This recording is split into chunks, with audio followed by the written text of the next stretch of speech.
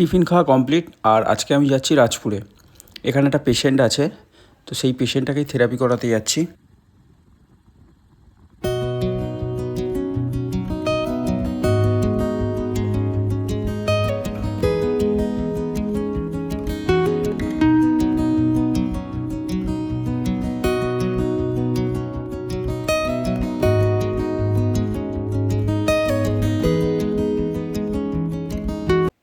আমি চলে এসেছি পেশেন্টের বাড়িতে।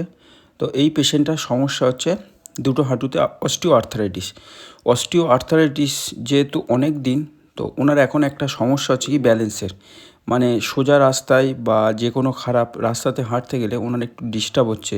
মানে এমনকি 2-3 বার পড়েও গেছে, যে কারণে স্যারকে দেখিয়েছে। স্যার ওনাকে থেরাপি করতে দিয়েছে, আর মেডিসিন তো চলছে।